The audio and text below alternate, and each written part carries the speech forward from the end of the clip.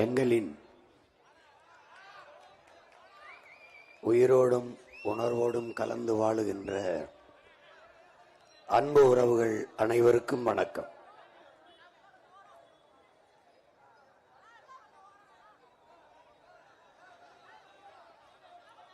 எங்கள் திருநாட்டில் எங்கள் நல்ல ஆட்சியே என்ற நம்முடைய புரட்சி பாவலன் பாவேந்தன் பாரதிதாசன் அவர்கள் முன்வைத்த அந்த முழக்கத்தை ஏற்று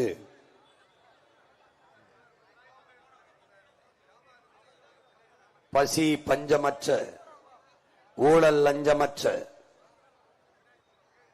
கொலை கொள்ளை, சாதிய இழிவு, தீண்டாமை கொடுமைகள், அடக்குமுறை ஒடுக்குமுறை, பெண்ணிய அடிமைத்தனம், பாலியல் வன்கொடுமை, மது மத போதை, வளக்கொள்ளை, இது ஏதுமில்லாத ஒரு புதிய ஒரு தேசம் செய்வோம், மக்கள் புரட்சியால் அதை உறுதி செய்வோம் என்ற கோட்பாட்டை கொண்டு உங்கள் பிள்ளைகள் மகத்தான கனவை மனதிலே தாங்கி 15 ஆண்டுகளாக இந்த மண்ணிலே பயணித்து வருகிறோம். ஒரு தூய தேசம், ஒரு கனவு தேசம், உலகின் தலை சிறந்த நாடாக என் தாய் நாட்டை மாற்றி படைக்க வேண்டும் என்கிற ஒரு பெருங்கனவோடு இந்த மண்ணிலே ஒரு மாற்று அரசியல் புரட்சியை முன்னெடுத்து வருகிறோம். ஒவ்வொரு துறையிலும் மாறுதல், உலகத்தின் தலை சிறந்த நிர்வாக கட்டமைப்பு, உலகம் வியக்கத்தக்க ஆட்சி முறை, அதுதான் உங்கள் பிள்ளைகளின் கனவு. கல்வி, கல்விக்கேற்ற வேலை, வேலைக்கேற்ற சம்பளம், அதை கொண்டு வாழ்கிற பெருமை மிக்க வாழ்வு. இலவசம் என்ற சொல்லே இல்லாது ஒழித்து, இலவசம் பெற வேண்டிய ஏழ்மை வறுமை நிலையில் இல்லாது என் மக்களின் வாழ்க்கை தரத்தை உயர்த்தி தன்மானத்தோடு ஒரு தற்சார்பு வாழ்க்கையை வாழ்கிற வாழ்வை கொடுக்க வேண்டும் என்பது உங்கள் பிள்ளைகளின் கனவு. உலக தரத்திற்கு சிறந்த மருத்துவம், சிறந்த மருத்துவம், கட்டணமில்லாத மருத்துவம், கட்டணமில்லாத தூய குடிநீர், பயணிக்க பாதை, தரமான போக்குவரத்து, எரிக்க தடையற்ற மின்சாரம், குடிக்க தூய நீர், படிக்க சிறந்த கல்வி, பார்க்க சிறந்த மருத்துவம், நிலமும் வளமும் சார்ந்த தொழிற்சாலைகள், படித்தவர் படிக்காதவர் அனைவருக்கும் அரசு வேலை, இனி படிக்காதவரே இல்லை என்ற நிலையை உருவாக்குவது அடுத்த வேலை. ஒரு பெருங்கனவு, பெருங்கனவு.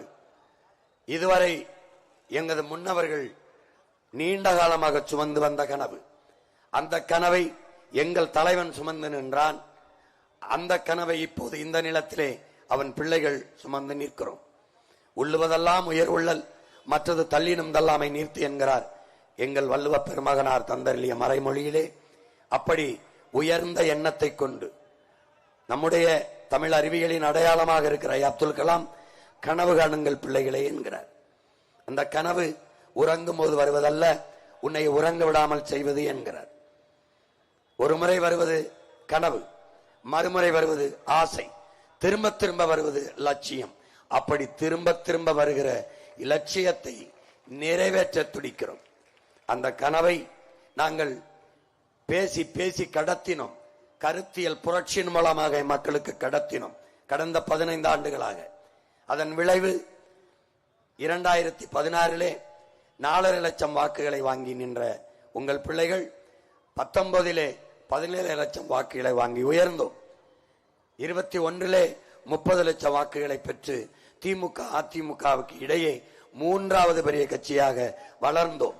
வளர்த்தவர்கள் நீங்கள், மாண்புமிக்க எனது மக்கள், என்னை பெற்றவர்கள், என் உடன் பிறந்தவர்கள். அடுத்ததாக 24 இந்தியாவை யார் ஆள்வது என்பதிலே போட்டியிலே நாங்கள் இல்லை. ஏனென்றால் நாங்கள் பிரதம வேட்பாளர் இல்லை. ஆனால் அதிலே ஏற்கனவே இருந்த சின்னத்தை பறித்து கொண்டு புதிதாக ஒரு சின்னத்தை தந்தார்கள். ஒரே வாரத்தில் முடிந்தளவு கொண்டு போய் சேர்த்தோம். 3வது பெட்டியிலே இருந்தது எங்கள் சின்னம். அதை தேடி அதை தேடி அதை தேடி 36 லட்சம் வாக்குகளை, வாக்குக்கு 1 ரூபாய் வாங்காமல் தன்மானமிக்க, இனமானமிக்க, நல்ல அரசியலும் நல்ல ஆட்சியும் மலர வேண்டும் என்ற நோக்கம் கொண்ட எண்ணம் கொண்ட என் இன சொந்தங்கள் 36 லட்சம் வாக்குகளை வாங்கி கொடுத்து தனித்த அங்கீகாரம் பெற்ற முழு இசைவு பெற்ற மாநில கட்சி என்ற உயர்வை எங்களுக்கு தந்தார்கள். இந்த நிலத்திலே எங்கள் வாக்கு, எங்கள் கட்சியின் வாக்கு, என் மக்களின் வாக்கு என்று சொல்லக்கூடிய ஒரு தகுதியும் உரிமையும் நேர்மையும் நாம் தமிழர் கட்சிக்கு மட்டும்தான் இருக்கிறது. ஏனென்றால் இது ஒற்றை கட்சி வாக்கு. திமுக வாக்கு இது என்று சொல்ல முடியாது, அதிமுக வாக்கு இது என்று சொல்ல முடியாது. ஏனென்றால் அது கூட்டு அவியல் பொறியல் என்ற சாப்பாடு. அது கூட்டணி நோட்டணி, இது கொள்கை அணி, ஒரே அணி, மக்களோடு சேர்ந்து மக்களுக்காக களத்திலே நிற்கிற மாபெரும் மாற்று அரசியல் புரட்சி. அதனால்தான் இது மக்களுக்கான எளிய மக்களின் புரட்சி என்ற முழக்கத்தை முன்வைத்து களத்திலே நிற்கிறோம். என் அன்பு சொந்தங்களே, என் அருமை பெற்றோர்களே, என் உயிரினுமினிய என் தம்பி தங்கைகளே, ஒரு நாட்டில் ஒரு நாடு ஒரு இனம் வீர மக்களை பெற்றிருந்தால்தான் அந்த இனம் பாதுகாப்பாக வாழும். வீர மக்களை பெறாத இனம் சிதைந்து அழியும், நாட்டை இழக்கும். வீரம்தான் காக்கும். அப்படி வீர படையாக இருக்கிற நம்மளுடைய காவல் படை, காக்கும் தெய்வங்களாக இருக்கக்கூடிய காவல் படை இன்றைக்கு கணக்கில்லாத காவல் மரணங்கள், காவலர்களே பணிச்சுமையால் தற்கொலை, இப்படி எண்ணற்ற நிகழ்வுகளை நீங்கள் பார்க்கிறீர்கள். இன்றைக்கு காவல்துறை அதிகாரிகள் வந்தால் மாமா வர்றார், அவர் வர்றார் என்று ஏளனம் பேசுகிறதையெல்லாம் நீங்கள் பார்க்கிறீர்கள். இந்த நிலையை மாற்றி காவலர்கள் காவல் தெய்வங்கள் என்று என் மக்களால் போற்றப்படுகிற உயரத்திற்கு எங்களின் காவல்துறையை தூக்கி கொண்டு போய் நிறுத்த வேண்டும் என்கிற கனவு, இந்த கனவை தந்தவன் என் உயிர் தலைவன் மேதகுவே பிரபாகரன் அவர்கள். என் அன்பு சொந்தங்களே, உங்கள் மகனின் உங்கள் பிள்ளைகளின் ஆட்சியில், நாம் தமிழர் ஆட்சியில், தமிழ் தேச அரசின் ஆட்சியில் காவல்துறை எப்படி இருக்கிறது என்பதை சுருக்கமாக ஒரு முன்னோட்டமாக காட்டுகிறேன். நேரம் குறைவாக இருப்பதால் ஒரு மேடையில் இவ்வளவுதான் காட்ட முடிகிறது. என் கனவு பெரிது, மிக பெரிது. ஆனால் அதில் துளியை காட்சி வடிவத்தில் பேசி பேசி கடத்த முடியவில்லை, புரிய வைக்க முடியவில்லை. அச்சு ஆவணத்தில் குடித்தேன். படிக்கிற பழக்கம் என் மக்களுக்கு இல்லை. படம் பார்த்து பழகி போன என் மக்களுக்கு படம் காட்டுவது என்று முடிவெடுத்து படம் காட்டுகிறேன். ஏன்னா நீங்க படம் காட்டுறவனு தான் ஓட்டு போடுறீங்க. அதனால உங்க மகனும் ஒரு படம், உருப்படியான படம், தேவையான படம், நாட்டுக்கு படம், பொழுதுபோக்கு படம் இல்ல, நல்ல பொழுதா ஆக்கிற படம். இது என்னன்னு பாக்காதீங்க, இத வட்டமா, இதான் தமிழ்நாட்டு அரசு முத்திரை. இதுவரை நீங்க பாக்குறத எடுத்துரும். தலைநகரையே மாத்திரம், தமிழ்நாட்டே மாத்திரம் 5 தலைநகரம். அது ஏன் போடுறேன்னு அப்புறம் சொல்றேன், இப்ப நிறைய நேரம் இல்ல. இது பெரிய செய்தி. இது காவல், நம்முடைய ஆட்சியில் காவல்துறை எப்படி கட்டமைக்கப்படுது பாருங்க.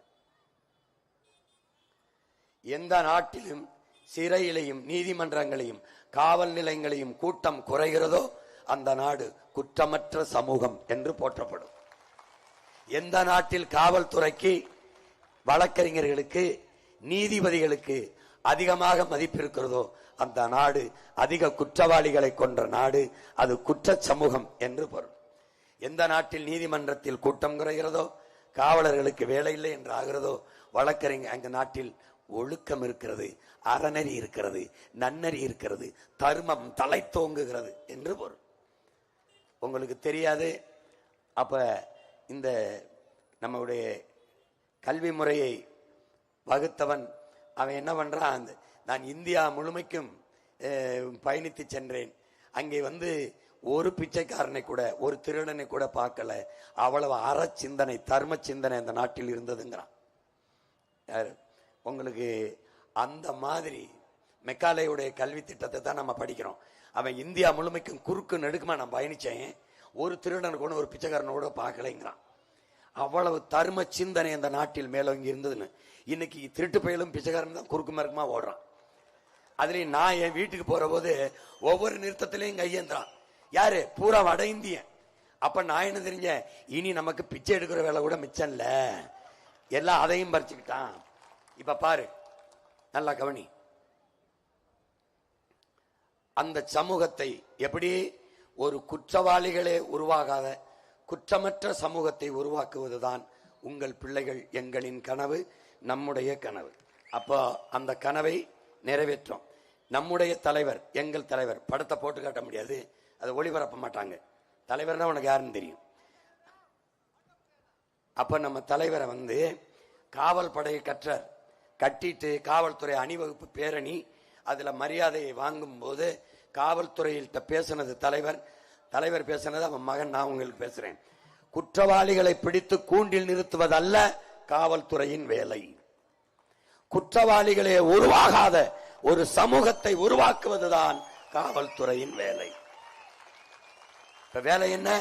குற்றவாளிகளே உருவாகாத ஒரு சமூகத்தை படைப்பதுதான் காவல்துறையின் வேலை.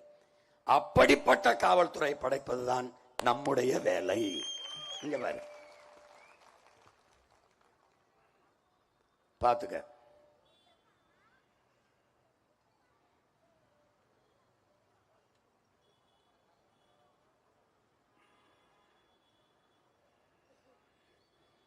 இது ஏன் சீருடைய மாத்திருக்கேன்? இந்த காக்கி மேல என் மக்களுக்கு ஒரு வெறுப்பு இருக்கு, ஒரு அச்சம் இருக்கு. வந்த உடனே இந்த சீருடைய மாத்திடுறோம். மாத்திட்டு பாரு எப்படி இருக்கு பாரு, அப்படி பாரு. காவல் நிலையத்தில் அந்த சிவப்பு கிவப்பு அருவருப்பார்களை தூக்கிறோம். காவல் போலீஸ் ஸ்டேஷன் ஒரு பையன்களை பயப்பட தேவையில்லை. அங்க நம்ம காவல் தெய்வங்கள் இருக்குன்னு நினைக்கணும். இங்க பாரு, வண்ணத்தை முழுக்க மாத்தி விட்டுரும். சுழற்சி முறையில் பணி. காவல்துறைக்கு சுழற்சி முறையில் பணி. ஆண் காவலர்களுக்கு 8 மணி நேரம் தான் பணி, பெண் காவலர்களுக்கு 6 மணி நேரம் தான் பணி. காவலர்கள் பற்றாக்குறை இருந்தால் பணிக்கு கூடுதலாக நம்ம காவலர்களை எடுத்துக்கிறோம். பாத்துக்க, காவலர்களை கூடுதலா எடுக்கிறோம். இதுல என்னன்னு பாரு, ராணுவ வீரர் நாட்டின் பாதுகாப்புக்கு நிற்கிற பாதுகாப்பு படை வீரர்களுக்கு கூட 2 மாத காலம் விடுமுறை இருக்கிறது, இந்த நாட்டில் இருக்கிறது. நீதி அரசர்களுக்கு கூட சம்மர் வெக்கேஷன், கோடை விடுமுறை என்று 2 மாத காலம் விடுமுறை. ஏப்ரல் மேலாம் நீதிமன்றம் இருக்காது, விடுமுறை இருக்கிறது. ஆனால் நம்முடைய காவலர்களுக்கு ஒரு நாள் 1 மணி நேரம் கூட விடுமுறை இல்லை. இது எவ்வளவு பெரிய கொடுமைன்னு பாரு. ஆசிரியர்களுக்கு இருக்கு, ராணுவ வீரருக்கு இருக்கு, எல்லாருக்கும் இருக்கு, காவல்துறைக்கு இல்லை. இப்ப நாம் என்ன செய்யறோம்? காவல்துறைக்கு இதனால அந்த இல்லாதனால மன அழுத்தம் கூடி, பணிச்சுமை, மன அழுத்தம், உறக்க நேரம் குறைவு, குடும்பத்தை பார்க்க முடியாது, அம்மாவுக்கு முடியலாம் மருத்துவமனை சேர்க்க முடியாது, மனைவிக்கு பிரசவம்னாலும் கூட போக முடியாது, பிள்ளைக்கு பள்ளிக்கூடத்துக்கு போனாலும் சேர முடியாது. எல்லா சுமையும் அழுந்தி மன அழுத்தத்துல தற்கொலை செய்து கொள்கிற நிலைக்கு. இவன் என்னுடைய உறவினர், இவரு கோவையில பெரிய பொறுப்புல இருந்தாரு, துப்பாக்கி எடுத்து நெத்தியில சுட்டி இறந்து விட்டாப்ல. எப்படி? மனச்சுமை, அழுத்தம். இது நம்ம தங்கச்சி உங்களுக்கு தெரியும், தற்கொலை செய்து கொண்டு இறந்தது உங்களுக்கு தெரியும். இந்த நிலையை சுத்தமாக ஒழிக்கிறோம். மன அழுத்தம்ங்கிற ஒன்னே காவலர்களுக்கு இருந்தால் எப்படி பணியாற்ற முடியும்? தூக்கிட்டு வாரம் ஒரு முறை விடுமுறை, சுழற்சி முறையில. ஒரு காவலர் சனிக்கிழமை விடுமுறை எடுத்தாருன்னா அடுத்த வாரம் அவருக்கு ஞாயிற்றுக்கிழமை விடுமுறை, ஞாயிற்றுக்கிழமை எடுத்தவருக்கு அடுத்த வாரம் சனிக்கிழமை விடுமுறை, மாறி சுழற்சி முறையில் வாரம் ஒரு முறை விடுமுறை கொடுக்கிறோம். எது? ஊதிய இழப்பில்லாமல்.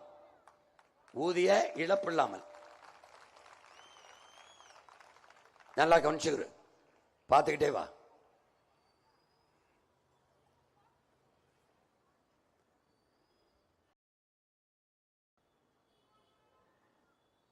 சுழற்சி முறையில் விடுமுறை.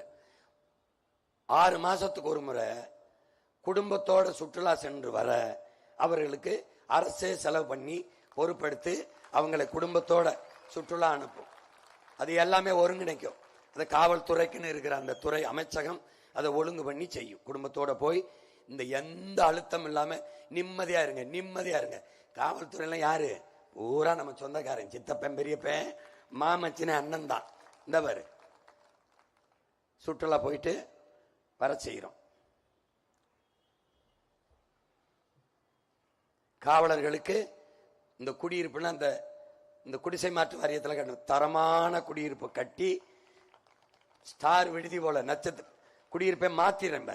மருத்துவமனையில தனிப்பிரிவு, மருத்துவமனையில மாற்றுத்திறனாளிகளுக்கு, திருநங்கைகளுக்கு, மருத்துவர்களுக்கு, ராணுவ வீரர்கள் தனித்தனி பிரிவு. வந்தவன ரொம்ப நேரம் செலவழிக்க வேண்டியதில்லை. காவல்துறையா தனி செக்ஷன் சொல்லுமா, தனி பிரிவு. காவல்துறைக்கான மருத்துவ பிரிவு வர மருத்துவம் செய்து கொள்ள செல்ல தனித்தனியாக எல்லாம் கூட செய்து பண்ணி கொடுத்துறோம். பாத்துக்க.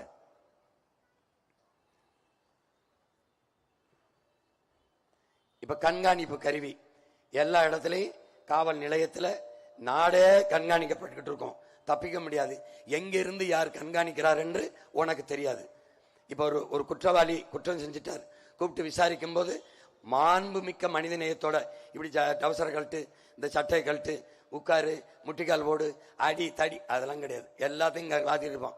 இப்ப என்ன பண்றோம், குற்றங்களை குறைக்க நமக்கு குற்ற தடுப்பு காவல் படையை கண்டுபிடிச்சிடறோம். இந்த சீருடை இல்லாது பிரிவென்டிவ் போர்ஸ் அவங்கள என்ன பண்றோம், உடல் தகுதியை நீக்கிடுறோம்.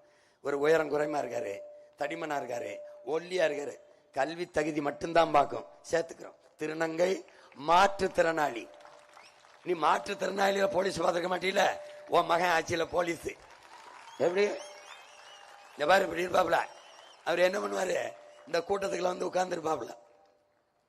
உனக்கு போலீஸ்ன்னு தெரியாது, உன்னை விட வேகமா கை தட்டுவாப்ல. நீ சேட்டை பண்ணின்னு வச்சுக்கிறீங்க, அவர் எல்லாருக்கும் கறி வச்சிருப்பேன், கை கை கை கைன்னு செய்தி போகும். 10 பேர் வந்து எந்திரிக்கு தம்பிம்பா. போலீஸ் மாதிரி யாருங்க நீங்க, வாங்க வாங்குங்க வாங்க வாங்க, கூட்டிட்டு போய் உட்காருங்க. ஹலோ உட்காரா, டேய் உட்காரா பட. அங்க போனா தெரியும் அவன் போலீஸ்ன்னு. தப்பிக்கவே முடியாது. நீ தாலி அக்கிறது, தோட இருக்கிறது, பிள்ளைய கேலி பண்றது, பரிசத்திடுறது, தொலைச்சு போடுவேன். ஊக்கி வச்ச பச்சை மட்டைய அடிச்சு உடம்புல உப்பு தண்ணி வச்சு விட்டுருவேன். ஒழுங்கா இருக்கணும். வெறும் பச்சை மட்டை இல்ல தம்பி, முதுத்தோலை உரிச்சு உப்பு தண்ணியை கடல் தண்ணியாச்சு உப்பை கரைச்சி ஊத்தி விட்டுருவேன். துடிச்சு துடிச்சு கும்பிட்டு விழுந்துருவேன். இனிமே எண்ணமே வராது உனக்கு. பாத்துக்க. குற்ற தடுப்பு காவல் நிலையம் தொடங்குவேன். இவங்க எல்லாம் போலீஸ், உனக்கு தெரியாது. இப்ப பாத்தீல போலீஸ். அப்ப குற்றம் நடந்த பிறகு கண்டுபிடிச்சு அதை வழக்காக்கி நீதிமன்றத்தில் நிறுத்தி தண்டனை பெற்று கொடுக்கிற காவல் படை தான் இருக்கு. குற்றம் நடப்பதற்கு முன்பு அதை தடுக்கிற காவல் படை ஒரு பிரிவை நம்ம உருவாக்கிக்கிறோம். அது ஒண்ணு உருவாக்கிக்கிறோம்.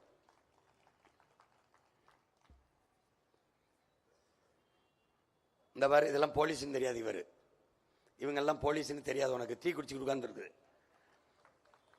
இந்த மாதிரி சேட்டை அந்த பண்ணின்னு வச்சுக்க, இப்பெல்லாம் பண்ணின்னு வச்சுக்க தம்பி, கதை இந்த மாதிரி வாட்சில இருந்து போயிருச்சு, கண்ட்ரோல் ரூமுக்கு போயிருச்சு வந்து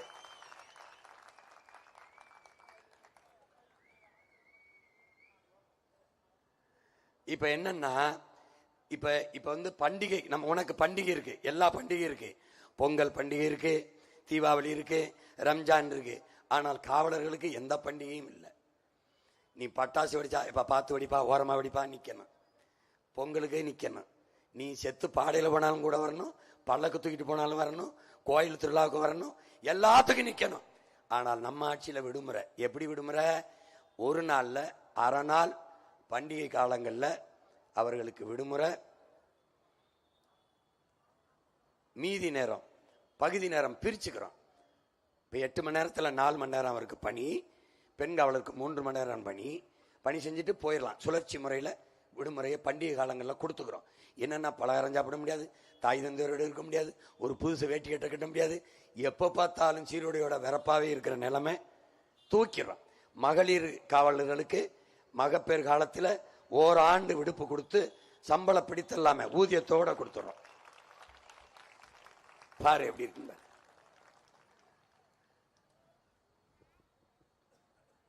எல்லாத்துக்கும் கூட வருவான் போலீஸ், எல்லாத்துக்கும் வருவான். நீ விபத்துனாலும் வரணும், சாலையில் விழுந்து செத்தினாலும் வரணும். இங்க பாரு, செத்து ஒருத்தன் சாலையில் விழுந்தான்னு வச்சுக்க, ஆயிரக்கணக்கா நீ போயிட்டு இருப்ப. செத்து விழுந்த உன் சித்தப்பனா இருக்கலாம், என் அப்பனா இருக்கலாம், உன் அண்ணனா இருக்கலாம், உன் மாமனாச்சிரா, உன் மச்சனா இருக்கலாம், உன் நண்பனா இருக்கலாம், நீ போய்கிட்டே இருப்ப. ஆனால் எவன் செத்து பிணமாக விழுந்தாலும் அந்த பிணத்திற்கு முதல் சொந்தக்காரன் நான் தான் என்று வந்து நிற்பவன் போலீஸ், காவல்துறை. புரியுதுன்னு நினைக்கிறேன். இனிமேலாவது காவல்துறையை போற்ற மதிக்க பழகிக்க பாரு. முதல்ல விழுந்தவன அந்த இடத்துல வந்து ஒரு போரையை போத்தி துணியை போத்தி இந்த பிணத்துக்கு நான் தாண்டா சொந்தக்காரன் நிக்க போறது யாரு? காவல்துறை. பாரு, மேன்மையான பணிகளை செய்யும் காவலர்களை போற்ற வேண்டும். எப்படி? அப்படி போற்றவர்களுக்கு உயரிய விருது கொடுத்து பணி உயர்வு கொடுக்கும். அவன் மரணிக்கும் போது அரசு மரியாதையோடு அடக்கம் செய்யும். போற்றத்தக்க பணியை செய்கிற காவலர்களை போற்றும், கொண்டாடும் அரசு. இப்ப பாரு, இவர் தலைவர், இவர் சாலையில போறதுக்கு இந்த மாதிரி ஒரு கொடுமை பார்த்துக்கிட்டா 3 மணி நேரத்துக்கு முன்னாடி இவங்க வீட்டை விட்டு கிளம்புறதுக்கு முன்னாடி போக்குவரத்தை நிறுத்தி வரிசையா வெயில்ல நம்ம பிள்ளைகளை ஆண்காவலர் பெண்காவலர் நின்று இங்கிட்டு போ அங்கிட்டு போ டிராபிக் எங்க போறாரு இவரு? கோடுமை ஒரு நாள் அதிகாலையில விண்ணூர்தி நிலையத்துக்கு போக 5 மணிக்கு வரேன், வரிசையா என் தம்பி வணக்கம் பண்ண என்ன நேரத்தில் நின்றுகிட்டு இருக்கேன்னு கேட்கிறேன். அண்ணே சைக்கிள் ஓட்ட வராங்கண்ணே. டேய் வச்சு வெளுத்து விட்டேன் பாரு. சைக்கிள்ல இந்த பக்கம் போறாங்கன்னு மொத்த போக்குவரத்தையும் ஒரே பக்கம் திருப்பி தேசிய நெடுஞ்சாலையில ஒரு பக்கத்துல போக வர நெரிசல் வராது, விபத்தான யாரு பொறுப்பு? அதுக்கப்புறம் தான் ஓட்டணுமா போய் பூங்கால ஓட்டு, விளையாட்டு திடல்ல ஓட்டு. எப்படி இருக்கு? இப்ப நமக்கு எதுக்கு இவ்வளவு காவல்துறை பாதுகாப்பு? நம்ம தான் நாட்டுக்கே பாதுகாப்பு. எப்படி? தேவையில்லை. இங்க பாரு, இவருக்கு பாதுகாப்பு கொடுக்கணும். ஒரு எலிப்படை, பூனைப்படை, இசட்டுப்படை, ஒய்படை. எதுக்கு? ஏண்டா இவ்வளவு பயந்தங்க எதுக்குடா வாரிய பதவிக்காரிய அவ்வளவு உயிர் பயிருக்குன்னா வீட்டிலே இருக்க வேண்டியதானடா. மக்களுக்கு சேவை செய்ய வரவன் மக்களை பார்த்து பயப்படுறான். ஏய், எந்த நாட்டுலடா அது நடக்குது? இந்த மாதிரி சாருக்கு பாதுகாப்பு. வரிசையில நிக்கணும். இங்க ஏப்ரல் மேல வெயில நிக்கணும், பனியில நிக்கணும், மழையில நிக்கணும், ராத்திரியில நிக்கணும். பாரு, இந்த முறையை ஒழிக்கணும்டா. இந்த நாட்டுல சுத்தமா ஒழிக்கணும். காவல் நிலையத்துல இரு, அதான் உன் வேலை. ரோட்ல நிக்காத. இந்த பாரு, போகும்போது இவருக்கு பாதுகாப்பு கொடுத்து இது எதுக்குன்னு கேட்கிறேன். இப்ப என்ன உங்க அண்ணன் கேள்வி கேட்கிறோம், மயன் இந்த தேர்தலை ஓட்டு கேட்க போகும்போது என் ஆத்தா கலந்தபடி ஆரத்தி எடுக்கிறாங்கல்ல, அந்த இதுக்குள்ள ஆசிட்ட ஊத்திடுவான்னு நீ எப்படி நீ நம்பாம போய் கும்பிடுற? பக்கத்துல நிக்கிற நீ ஆசிட்ட வச்சு அந்த சூடத்துல கொளுத்தி விட்டான்னா என்ன பண்ணுவ? அப்ப பயம் இல்லாம நிக்கிற பல்ல அடிச்சுக்கிட்டு. அப்ப அதிகாரத்துக்கு வந்த பிறகு அதே மக்களை, உனக்கு வாக்கு செலுத்தி தேர்வு செஞ்ச மக்களை சந்திக்க எதற்காக பயப்படுற? எதுக்கு பயப்படுற? இங்க பாரு,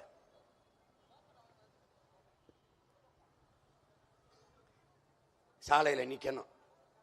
ஆட்சிக்கு வந்தவர் எல்லாம் பாதுகாப்பு சருன்னு போகணும். அதுக்கு பேர் என்ன? புரோட்டா கால். நம்ம புரோட்டா ஆட்டுக்கால் கேள்விப்பட்டிருக்கோம். இவன் என்ன புரோட்டா கால்னே தெரியாது. இங்க பாரு, நம்ம பிள்ளைங்க, நம்ம அண்ணன் தம்பி, நம்ம சித்தப்பன் பெரியப்பன், நம்ம அக்கா தங்கச்சி இப்படி சாலையில நிக்கிறத அண்ணன் பார்க்கும்போது ஒரு வழி வரும்பாரு. டே, இதை ஒழிச்சிடணும்டான்னு வெயில்ல நிப்பான். ஒரு சிறுநீர் வந்துருச்சு, ஒரு அவசரம் வந்துருச்சு, எங்க போவான்னு சொல்லு. நம்ம தங்கச்சி நிக்குது, நம்ம அக்கா நிக்குது, எப்படி போகும்? எப்படி போகும்டா? ஒரு மாந்தனையும் உள்ள ஒரு மனிதன் செய்ய, ஒரு தலைவன் செய்யற ஆட்சியாடாது. போப்பா போய் இருப்பான்னு பாரு. இங்க பாரு இங்க பண்றது. இந்த பாரு, நான்லாம் ஒரு நாள் ராத்திரி தூத்துக்குடி விண்ணூர் நிலையத்திலிருந்து போறேன். 10:30 மணிக்கு 4-5 தங்கச்சி சாலையில் நிக்குது. வெறும் கருவை, ஒரு நட்டுவாக்கு கடிச்சிருச்சு, ஒரு தேல் கடிச்சிருச்சு, ஒரு பாம்பு கடிச்சிருச்சு. என்னடா பண்றது? என்ன பண்றதுன்னு சொல்லு. அந்த முறை ஒழிக்கிறோம்டா.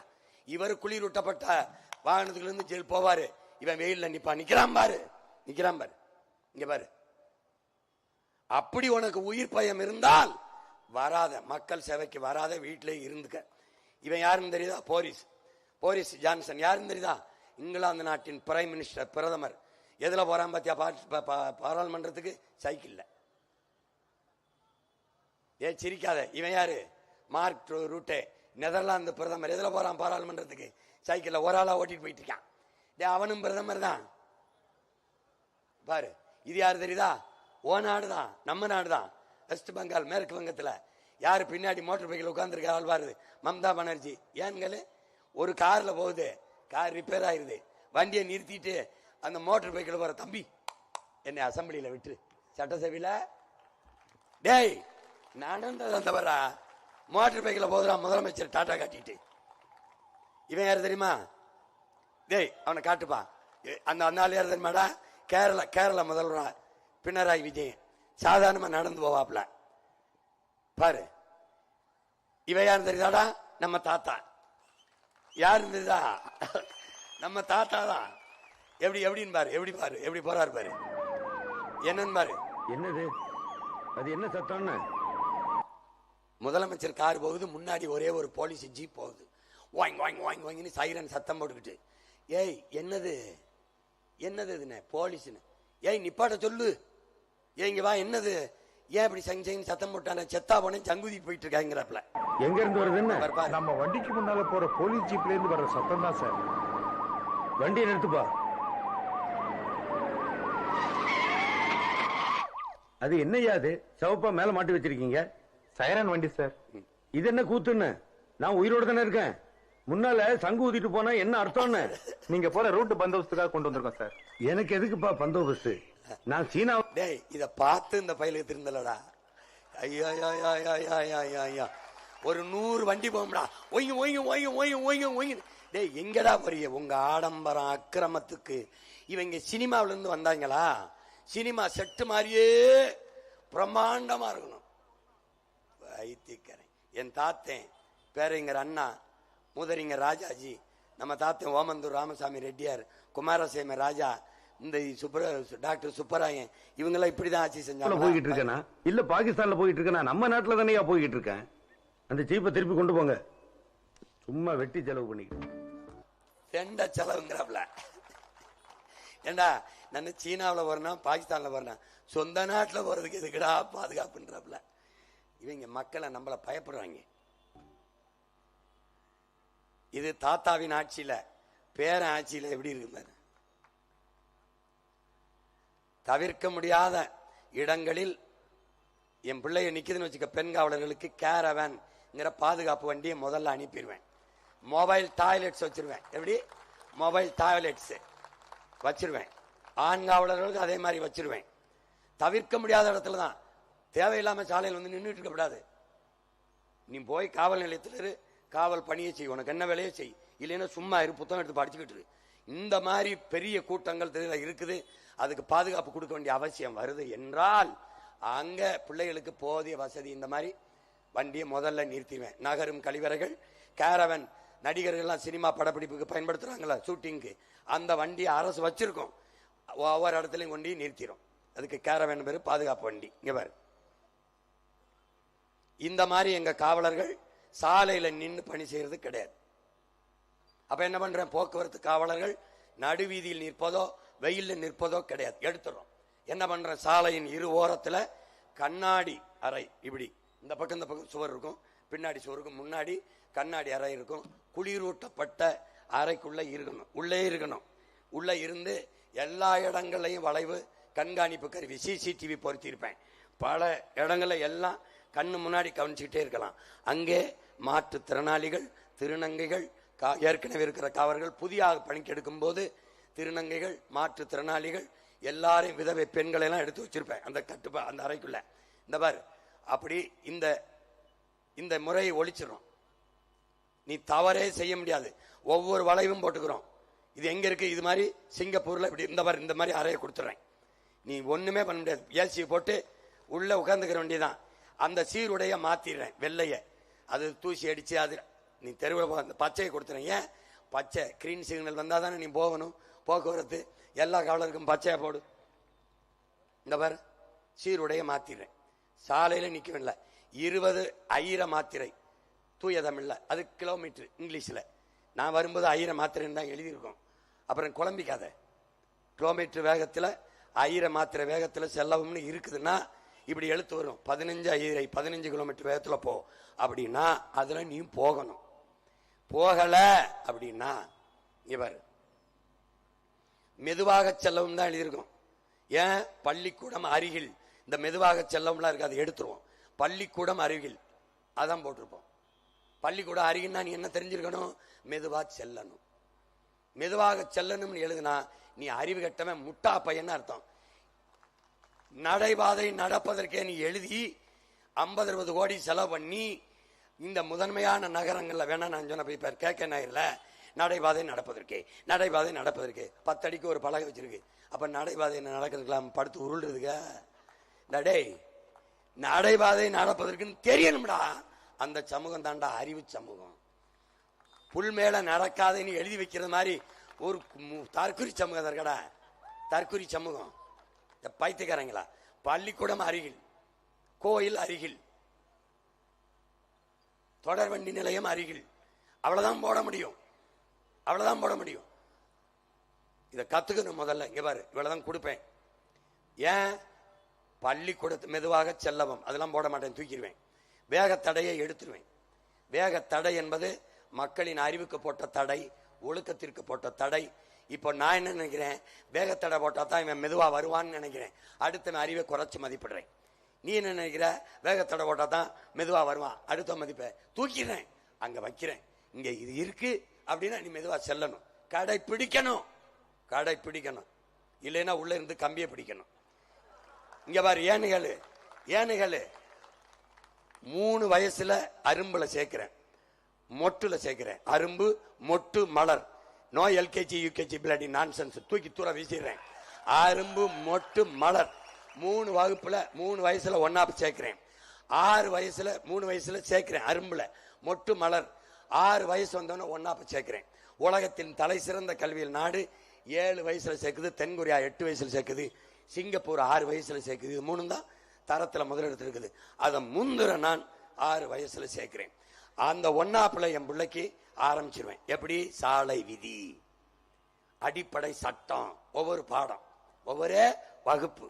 என்ன 2 வகுப்புல நடத்துவேன். சாலை விதி என் பிள்ளைக்கு நல்லா ஏறிடும். அடிப்படை டிராபிக் போலீஸுக்கு அது சொல்லிக் கொடுக்கும், கத்து கொடுத்துருவேன். சட்டம், அடிப்படை சட்டம் தனியா படிக்கிறது வேற. ஆனா அடிப்படை சட்டம் என் பிள்ளைக்கு தெரியும். எவனும் ஈபிக்கோ செக்ஷன் எல்லாம் பேசி தப்பிக்க முடியாது. ஒண்ணு வருவேன். இங்க பாரு, கத்து கொடுத்துருவேன் எல்லாம். இப்ப நான் சொல்ல நம்ப முடியலடா. நம்ம ஊர்ல, நம்ம நாட்டுல தான் அந்தமான பாரு, அந்தமான்ல centre for traffic education stimulation அப்படின்னு சொல்லிட்டு குழந்தைல இருந்தே இவங்க ஆரம்பிக்கிறதுனாலதான் இவ்வளவு சூப்பரா இருக்குது. இங்க பாருங்க எவ்வளவு இதுவா போட்டிருக்காங்கன்னு. இத பயிற்றுவிக்கிறதுக்கு பிராக்டிக்கல் செயல்முறை பள்ளி பயிற்சி. அவன் ஒரு இடத்த வச்சு பிள்ளைகளுக்கு சாலை விதியை எப்படி கொடுக்குறான். எங்க? வெளியில இல்ல, அந்தமான்ல. அதை இந்த மான்ல உன் மகன் சீமான் செய்யறேன். இந்த பாரு, சிக்னல்லாம் வந்துச்சுன்னா அந்த குழந்தைலாம் வந்து ஃபாலோ பண்ணுது. பிரேக் போட்டான் பாருங்க. ஒரு போலீஸையும் போட்டு அவங்களுக்கு ஒரு என்கரேஜ்மெண்ட் கொடுக்குற மாதிரி. சூப்பர்ல. அங்க பாருங்க, ரெட் இருக்கு, நில்லு அப்படின்னு சொல்லிட்டு அவர் சொல்றாரு. நின்றது அது படிச்சுக்கிறது. சின்ன வயசுல பிஞ்சு நெஞ்சுக்குள்ளே அது பதிஞ்சுக்கிறது. அது வாழ்நாள்ல கடைசி வரை மறக்காது. சோப்புனா நிறுத்தணும், பச்சைனா செல்லணும். புரியுதா? Super initiative. பாத்தீங்களா? அந்த லைன் உள்ளே நிக்கணும் அப்படின்னு சொல்லிட்டு சின்ன வயசே சொல்லி தராங்க. இதை நாம சொல்லி கொடுக்கிறோம். யாருக்கு? நம்ம பிள்ளைகளுக்கு. நம்ம பிள்ளைகளுக்கு சொல்லி கொடுக்கணும்னா எனக்கு ஓட்ட போடு, இல்லைன்னா எவனுக்கோ போடு. இப்ப பாரு, போக்குவரத்து விதி கத்துக்கிட்டாச்சு. இப்ப சாலை விதியை நீ மதிக்கணும். இப்ப என்னன்னு கேளு, ஒரு 60 கிலோமீட்டர் இந்த 60 ஐரை மாத்திரை வேகத்துல நீ போகணும்னு அறிவுறுத்திக்கிட்டே இருக்கும். அங்க மேல ஓடும், சுழல் எழுத்து ஓடும். நீ அந்த இடத்துல நிறுத்தும் போது ஒரு தமிழ்ல ஒரு அறிவிப்பு வரும். 60 ஐரை மாத்திரை வேகத்தில் அன்பான பயணிகள் செல்லவும், உங்கள் கவனத்திற்கு, தவறினால் தண்டிக்கப்படுவீர்கள், தண்டனை உறுதி. சொல்லிக்கிட்டே இருக்கும். ஆங்கிலத்திலையும் சொல்லும் வெளிநாட்டு பயணிகளுக்கு. இப்போ நீ மீறி போயிட்டா எவன் கவனிக்கிறான்னு. ஒரு 1/2 கிலோமீட்டர் வேகத்துல போயிட்டா எவன்டா பாக்குறான்னு. இந்த பாரு, இங்க இருந்து அடுத்ததுக்கு போயிரும் தகவல். இந்த வண்டி, இந்த வண்ணம், இந்த எண்ணு, இங்கே கருவி இருக்கும், இங்கே கருவி இருக்கும், இங்கே கருவி இருக்கும், தப்பிக்கவே முடியாது. நீ அங்க வந்தோன்னு எங்கால் குறுக்க வந்து ஸ்டாப் பண்ணுவாப்ல, இந்த நிறுத்திட்டார் பாரு.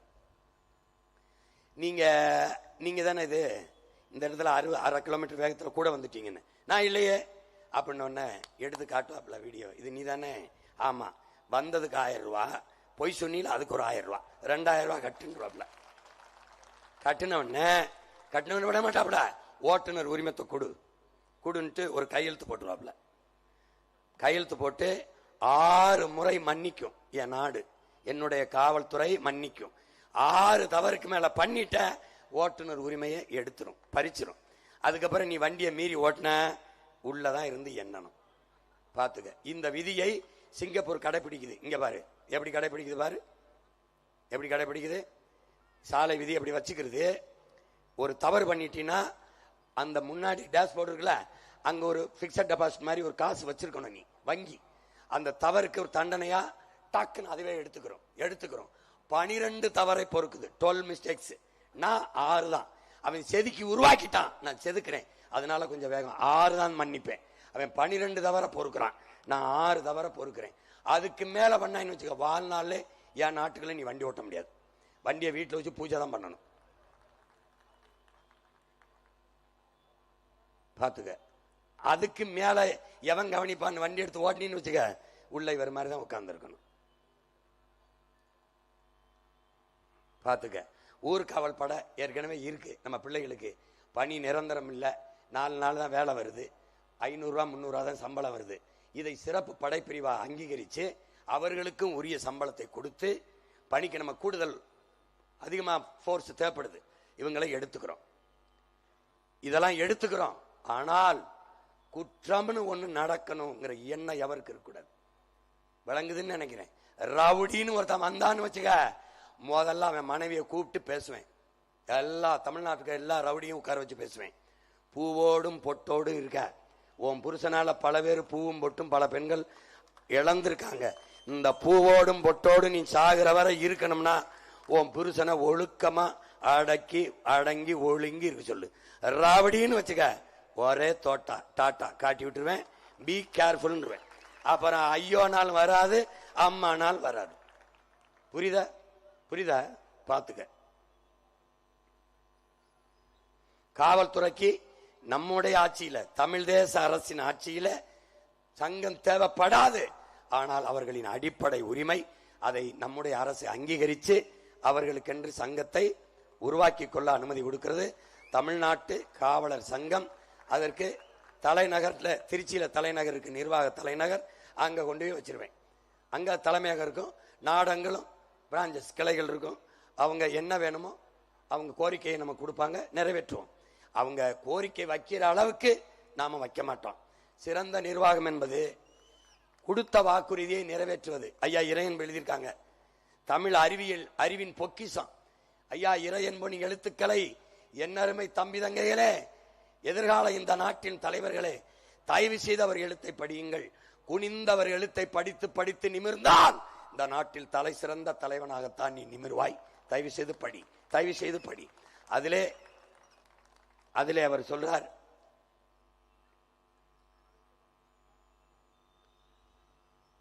வேறு காவலர்களுக்கு விருது கொடுத்துறோம்,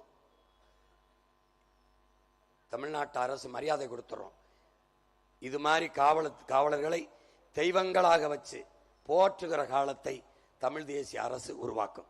காவலர்கள் என்ன சொல்றானா, சிறந்த நிர்வாகம் என்பது கொடுத்த வாக்குறுதிகளை காப்பாற்றுவது, நிறைவேற்றுவது. எப்படி நிறைவேற்றுவது? வாக்குறுதியே கொடுக்காத அளவிற்கு ஆட்சி செய்வது. நான் வந்தா அண்டா தாரேன், மிக்சி தாரேன், கிரைண்டர் தாரேன், பிரிட்ஜ் தாரேன், இல்ல, அது தேவைப்படாத அளவிற்கு என் மக்களின் வாழ்க்கை தரத்தை உயர்த்தி ஒரு தற்சார் வாழ்க்கை கொடுப்பதான் சிறந்த ஆட்சி நிர்வாகம். அப்ப என் காவலர்களுக்கு எந்த பிரச்சனையும் வராத ஒரு ஆட்சி முறையை நான் கொடுத்துருவேன். சங்கம் தேவைப்படாது. ஆனாலும் அவர்கள் கோரிக்கையை தமிழ் தேச அரசு, நாம் தமிழர் அரசு நிறைவேற்றுது. தனியாக சங்கம் வைக்குது. அவர்களுக்கென்று தனி வைப்பகம், அவர்கள் சம்பளத்திலே அதை சேர்த்து வைத்துக் கொள்ள அவர்களுக்கென்று தனி எல்லாமே வைத்து மிகச்சிறந்த மரியாதையை இந்த நாட்டின் காவல் பணியை செய்கிற அவர்களுக்கு இந்த நாடு செய்கிற மரியாதையாக, பிரபாகரன் மகன், ஒப்பற்ற தலைவனின் மகன் காவல் பணியை செய்கிற அந்த காவலர்களுக்கு செய்கிற மரியாதையாக மிகச்சிறந்த காவல்துறையை கட்டமைச்சு இந்த வண்ணத்தை நான் தூக்கி எடுத்துறேன். காவல்துறை உங்கள் நண்பன். நீங்க செய்தியா கேள்விப்பட்டிருப்பீங்க, உங்கள் மகனின் ஆட்சியிலே உண்மையிலேயே நண்பனாக இருக்கும். நம்புங்கள்.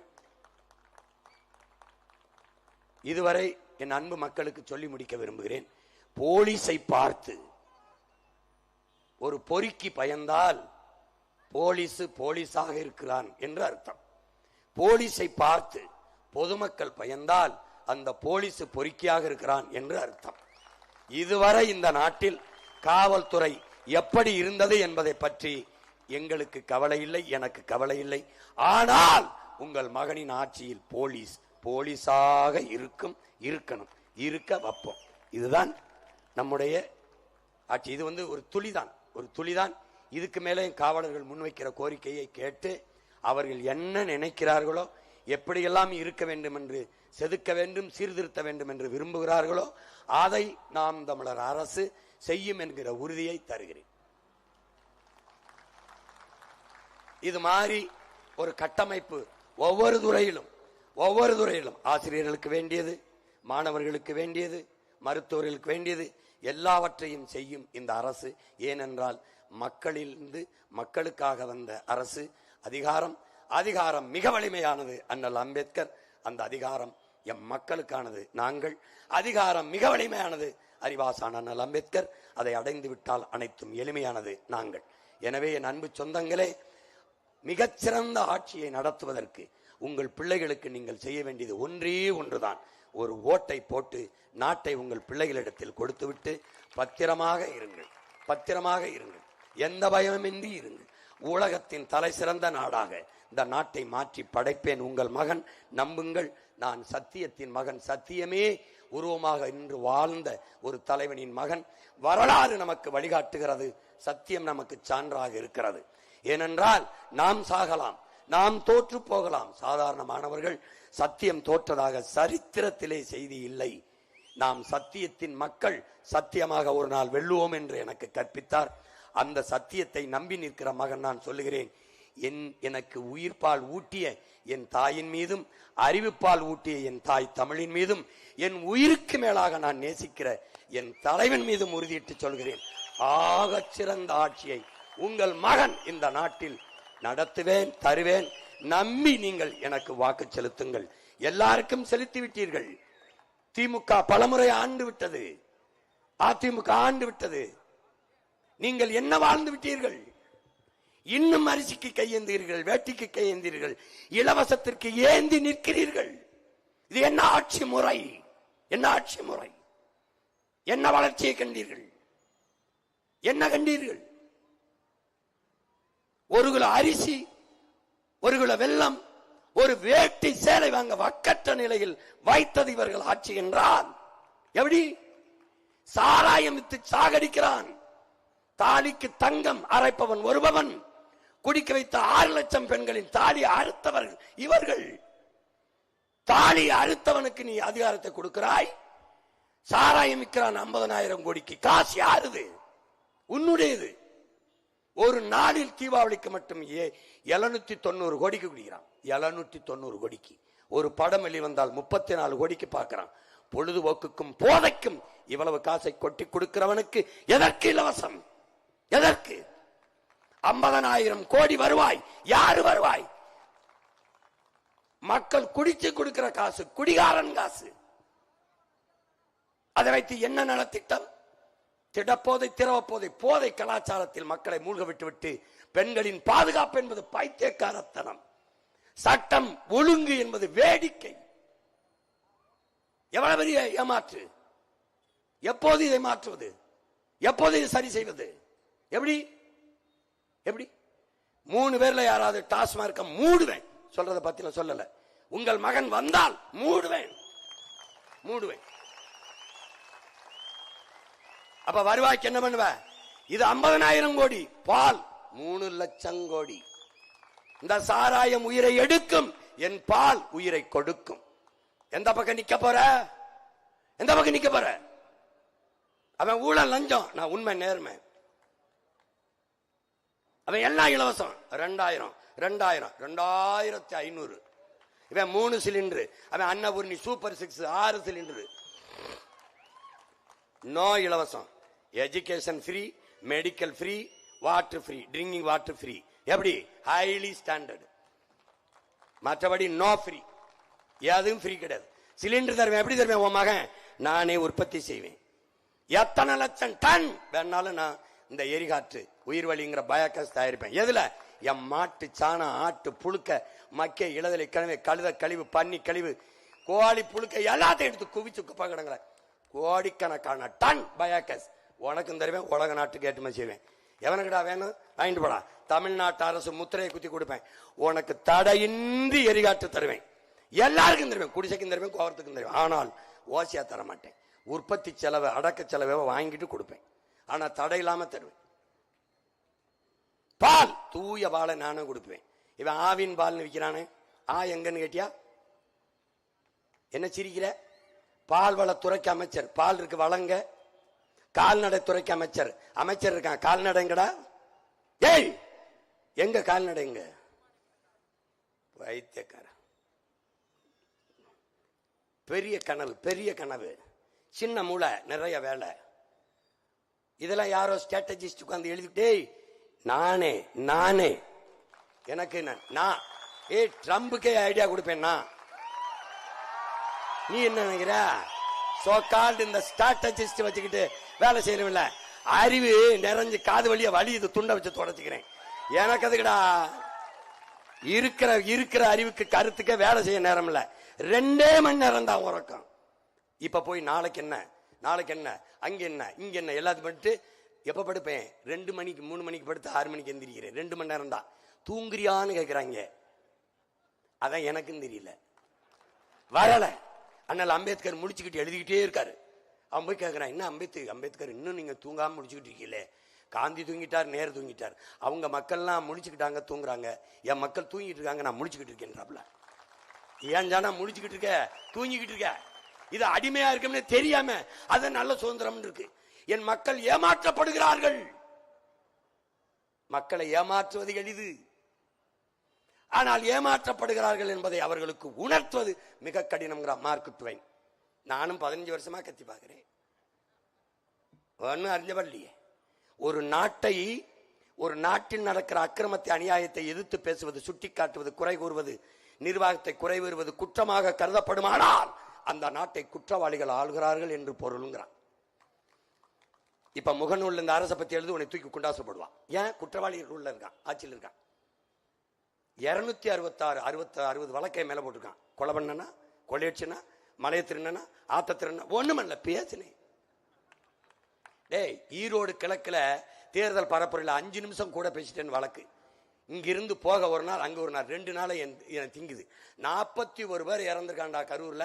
ஒரு எஃப்ஐஆரும் இல்ல. ஒரு 5 நிமிஷம் கூட பேசினதுக்கு கேட்டேன், என்னையா நிர்வாகம், ஒரு 5 நிமிஷம் கூட பேசிட்டேன், அதுக்கு ஒரு வழக்கு. 40 பேர் இறந்திருக்கான், ஒருத்த மேல கூட எஃப்ஐஆர் இல்லை. எப்படி ஃபேண்டாஸ்டிக் ரூல் இல்லது? கொடுமையான கூட்டமடாது. கள்ளச்சாராயம் பேரு, காய்ச்சறதும் குற்றம், குடிக்கிறதும் குற்றம். கள்ளச்சாராயம் குடிச்சு செத்தவனுக்கு 10 லட்சம்டா. குடும்பத்தில் ஒருத்தனுக்கு அரசு வேலை, பிள்ளைய நான் படிச்சு பெங்குது. ஆனா ராணுவ வீரன் நாட்டு எல்லையில நாட்டை பாதுகாக்க சண்டை போட்டு செத்து வந்தானடா, ஒத்தரவா கொடுக்கறது இல்லடா.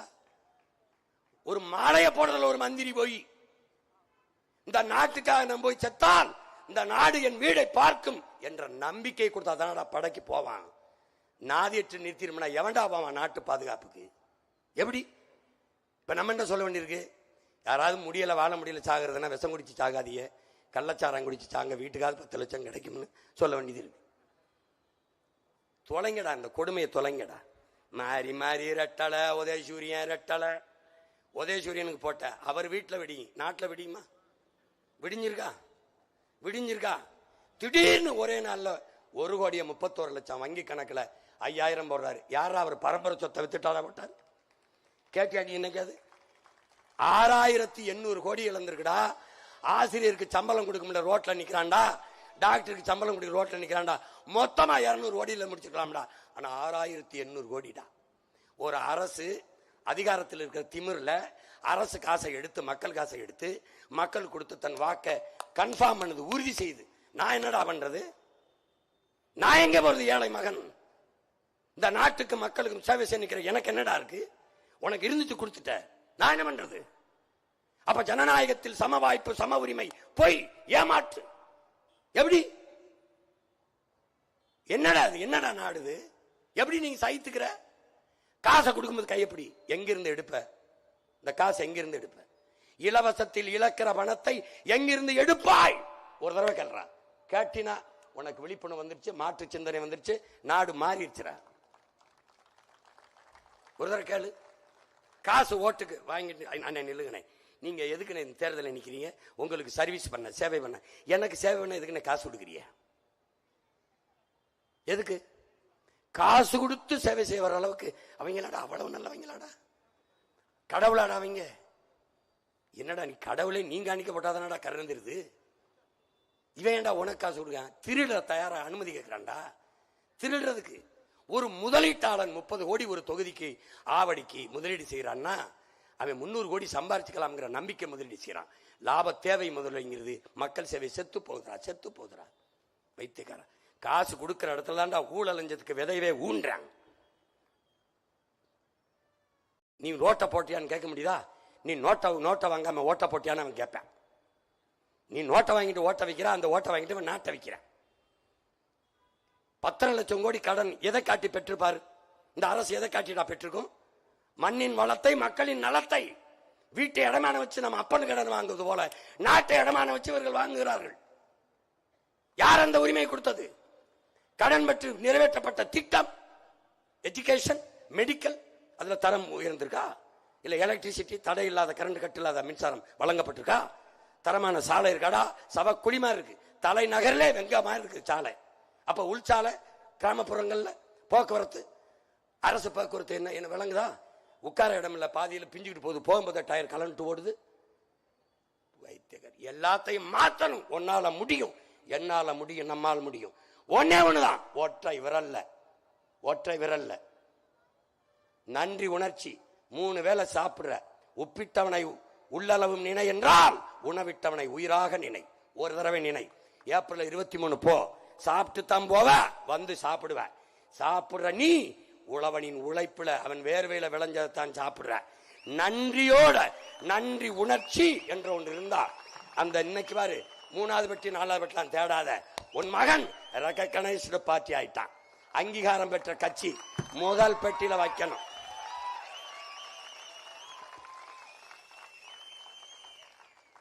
ரெட்டடை எல்லா பெட்டியிலும் இருக்காது, தாமரை எல்லா பெட்டியிலும் இருக்காது, உதயசூரியன் எல்லா பெட்டியிலும் இருக்காது, கை எல்லா பெட்டியிலும் இருக்காது. ஆனா நம்ம விவசாயி கலப்பையோட எல்லா பெட்டியிலும் இருப்பான். போ, குழம்பிக்காத, விறுவிறுன்னு போ. விவசாய பாரு, நன்றின்னு ஒரு தடவை தொடு.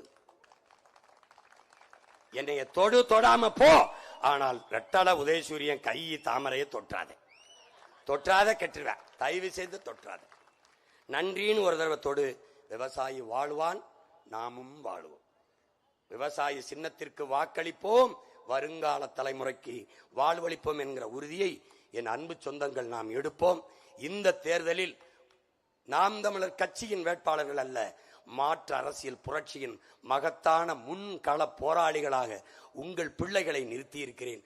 ஆக தகுதியான கல்வி பெற்ற தன்னலமற்ற மண்ணுக்கு மக்களுக்கும் சேவை செய்ய வேண்டும் என்கிற உணர்வும் துடிப்பும் கொண்ட இளைஞர்களை நிறுத்தி இருக்கிறேன். தம்பி தங்கைகளை 117 பெண்கள் 117 ஆண்கள் என்று சமவாய்ப்பு கொடுத்து உங்கள் மகன் நிறுத்தி இருக்கிறேன். அதிலே இந்த ஆவடி தொகுதியிலே போட்டியிடுகிற என் தங்கை முனைவர் புனிதா அவர்கள் சீனாவிலே படித்துவிட்டு அங்கே பணி செய்து கொண்டிருந்த தங்கை அந்த வேலையை விட்டுவிட்டு இங்கே வந்து மக்களுக்கு சேவை செய்ய வந்திருக்கிறார். அடுத்ததாக அம்பத்தூர் தொகுதியிலே என் அன்பு மருமகன் இளங்கலை காட்சி தொடர்பியல் படித்த சிலம்பரசன் அவர்களுக்கு விவசாயி சின்னத்திலே வாக்கு செலுத்தி வெற்றி பெற செய்யுங்கள். அடுத்ததாக மாதவரம் சட்டமன்ற தொகுதியிலே என் அன்பு மகள் கிருத்திகா ஏழுமலை அவர்களுக்கு இளங்கலை பொருளாதாரம் படித்த கிருத்திகா ஏழுமலை அவர்களுக்கு வாக்கு செலுத்தி என் அன்பு சொந்தங்கள் வெற்றி பெற செய்யுங்கள். அடுத்ததாக உங்கள் பிள்ளைகள் எங்களின் வெற்றி, நம் இனத்தின் வெற்றி. நீங்கள் செலுத்தும் ஒவ்வொரு வாக்கும் நம் மொழி காக்கும், இனம் காக்கும், மண் காக்கும், மானம் காக்கும், மக்களின் நலன் காக்கும், வருங்கால பிள்ளைகளின் வாழ்வை பாதுகாக்கும். நாங்கள் கேட்பது வாக்கல்ல, மக்களின் எதிர்கால தலைமுறையின் வாழ்க்கையை என்பதை கவனத்தில் கொண்டு என் அன்பு சொந்தங்கள், என் அன்பு உடன் பிறந்தார்கள், தனித்து சீமான் கூட்டணி சேராமல் நிற்கிறானே என்ன நம்பிக்கையில் என்று எல்லோரும் கேட்கிறார்கள். என்னை பெற்ற நீங்கள், எங்கள் உடன் பிறந்தவர்கள் நீங்கள், எங்களை கைவிட்ட விடமாட்டீர்கள் என்ற அசைக்க முடியாத நம்பிக்கையில் தான் தொடர்ந்து ஒரு அரசியல் கட்சி 4 முறை பொது தேர்தலில் தோற்றும் 5வது முறை அதே உற்சாகத்தோடு தனித்து 234 களத்திலே நிற்குதென்றால் உலக வரலாற்றிலேயே நாம் தமிழர் கட்சி தான். அதனால்தான் இது மாற்றத்திற்கான எளிய மக்களின் புரட்சி என்ற முழக்கத்தை முன்வைக்கிறோம். அறிவில் சிறந்த பெருமக்களே, பேரன்புமிக்கையின் பெற்றோர்களே, உயிரினும் இனிய என் உடன் பிறந்தார்களே, நமது சின்னம் விவசாயி சின்னத்திற்கு வாக்களிப்போம். வருங்கால தலைமுறைக்கு வாழ்வளிப்போம். புரட்சி எப்போதும் வெல்லும். நமது வெற்றி அதை சொல்லும். நம் இலக்கு ஒன்றுதான், இனத்தின் விடுதலை. இனம் ஒன்றாவோம், இலக்கை வென்றாவோம். தமிழ் தாய் வாழ்க, தலைவர் பிரபாகரன் வாழ்க, நாம் தமிழர்.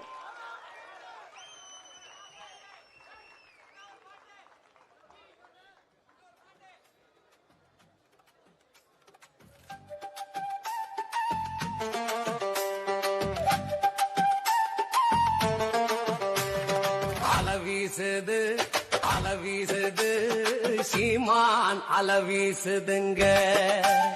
தலை தூக்குது தமிழ்நாடே தலை தூக்குதுங்க.